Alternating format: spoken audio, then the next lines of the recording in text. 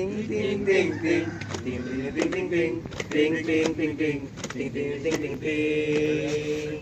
Kelompok 3 kita keluarga. Kelompok 3 selalu bersama. Kelompok 3 semangat membara. Kelompok 3 selalu ceria. 1, 2, 3. 1, 2, 3. Kelompok 3, 1, 2, 3. Mas Fandi pemandunya. Walau beda-beda kita tetap satu keluarga. Kereta datang. Jugi juk. Kita pasti bisa. Jugi juk. Selalu bersama. Geoid 3. Jos. Brr.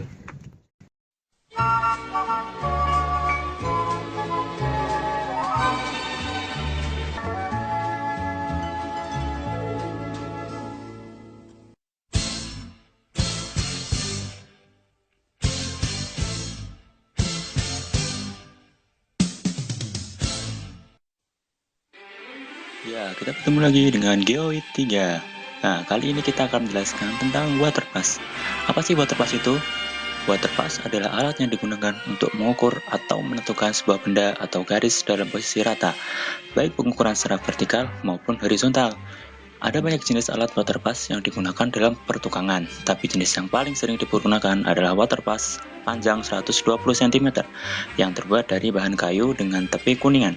Di alat ini terdapat dua buah alat pengecek kedataran baik untuk vertikal maupun horizontal yang terbuat dari kaca, di mana di dalamnya terdapat gelembung cairan. Dan pada posisi pinggir alat terdapat garisan pembagai yang dapat dipergunakan sebagai alat ukur panjang.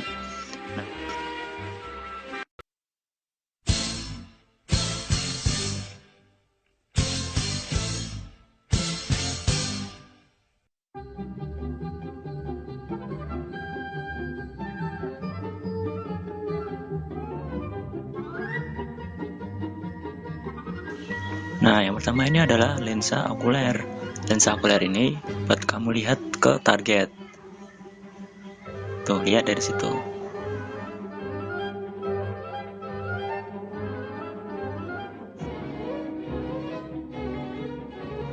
Nah, ini adalah pengatur halus horizontal. Nah, ini digunakan untuk mengatur posisi horizontal dengan halus, dengan perlahan.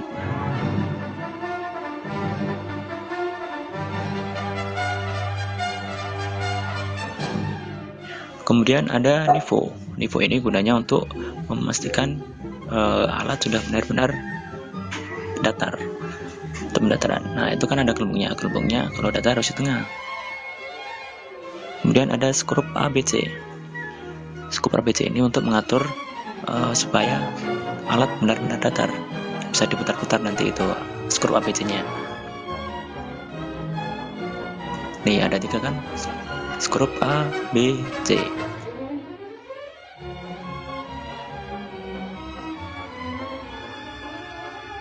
Nah, ini namanya pengatur fokus. Nah, ini alat ini digunakan untuk mengatur fokus teropong waterpass supaya benar-benar fokus ke targetnya.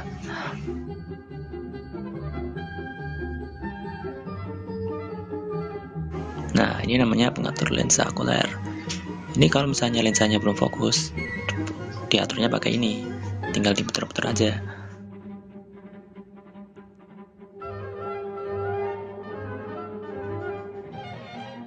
Nah, selanjutnya ini namanya visir.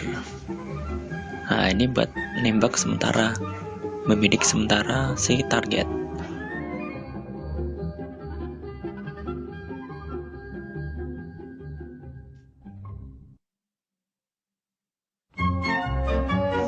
Kemudian ini namanya dudukan alat. Nah, dudukan alat ini tempat si alat itu duduk. Bukan. Tempat ini adalah tempat untuk alat itu diletakkan. Jadi alat ini bisa diputar-putar.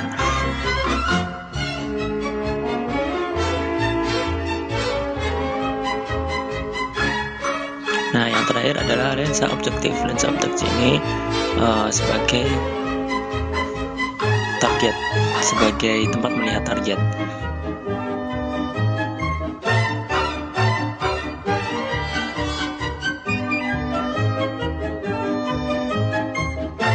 Rambut ukur dapat terbuat dari kayu campuran aluminium yang diberi skala pembacaan. Ukuran lebarnya 4 cm, panjang antara 3 meter sampai 5 meter. Pembacaan dilengkapi dengan angka dari meter, desimeter, sentimeter, dan milimeter.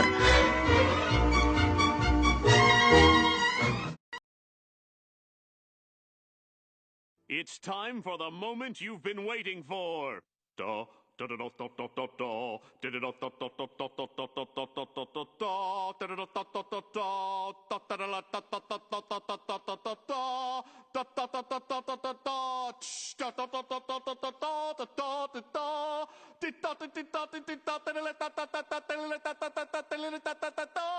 Di, da, di, li, da, di, li, di, da. Di, da, di, li, di, da, di, li, da, di, li, da, di, li, da, di, li, da, di, li, da, di, di, da, di, di, da, di, di, da.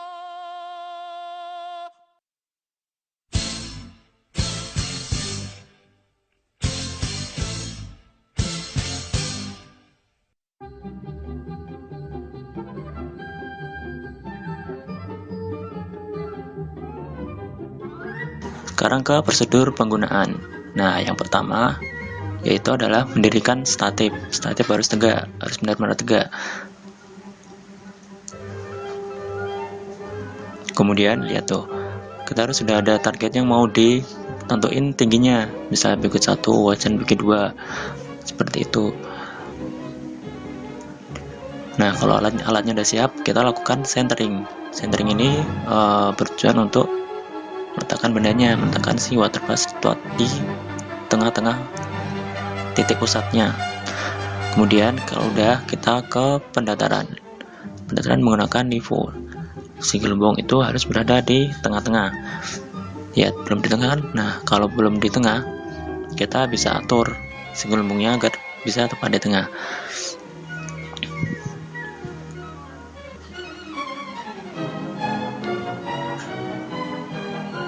Kita atur menggunakan skrup ABC untuk mengatur ketinggian water pass supaya nivo gelembung di dalam nivo tepat berada di tengah-tengah. Nah, lihat mutarnya juga searah. Kalau keluar semua, kalau masuk semua.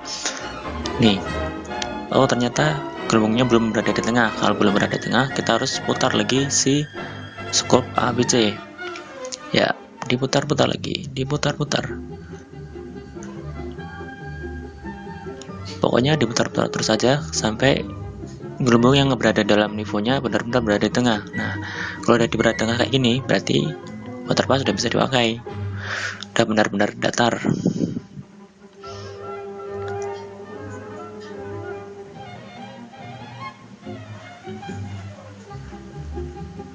Oke, selanjutnya siapkan si rambut ukur. Nah, rambut ukur diletakkan di kedua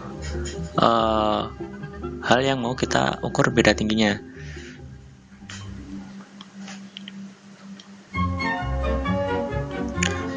Ya, udah ditaruh, udah dipasang. Kalau rambut ukurnya udah dipasang, lalu kita melakukan pembidikan ke rambut ukur.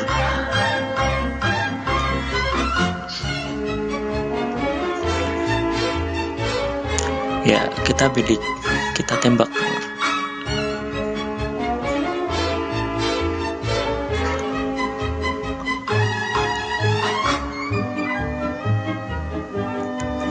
Pertama di bukit yang satunya kita lihat. Nah, kalau sudah, kita putar water pass-nya. Kemudian kita lihat ke bukit yang satunya lagi, kita tembak lagi.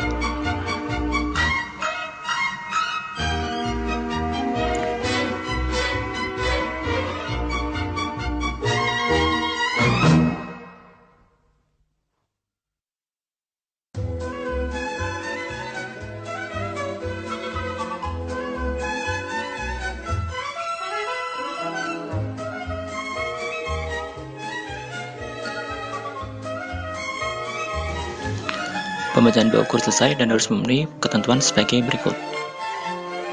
Untuk memadatkan jarak optis digunakan rumus.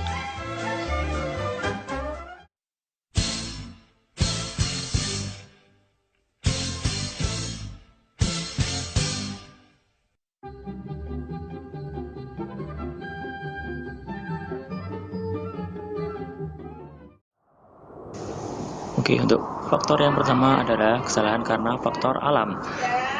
Faktor alam ini bisa bermacam-macam, bisa karena suhu yang terlalu panas, bisa karena angin, bisa karena cuaca yang sangat panas, bisa macam-macam. Nah, kalau yang ini contohnya karena angin yang sangat keras, yang sangat kencang, bisa membuat si statif bergeser, atau mungkin rambu ukurnya juga bergeser, sehingga target bisa tidak pas, sehingga data yang didapatkan juga bisa tidak akurat.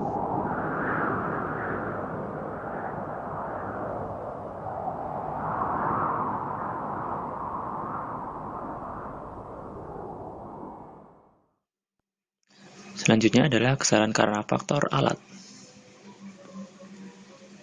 Faktor alat ini bisa karena alatnya udah rusak atau alatnya udah tua, seperti itu. Kemudian ada kesalahan karena faktor manusia. Kesalahan karena faktor manusia ini sering disebut dengan human error. Nah, kalau yang ini contohnya mata orangnya lagi agak rabun, belekan. Dan juga karena faktor pendengaran. 8. Tuh, dia bilangnya 8. Dia nulisnya 6. Nah, itu salah berarti. Kemudian, cara perawatan waterpass. Waterpass itu jangan sampai terkena matahari secara langsung. Jadi, kalau misalnya siang hari melakukan pengukuran, wajib itu hukumnya bawa payung buat mayungi waterpassnya.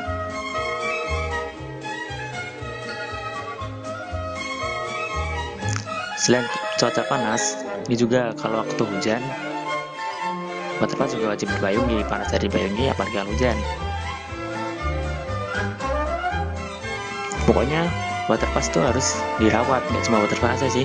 Seluruh alat-alat geodesi harus dirawat dengan sungguh-sungguh karena harganya mahal banget.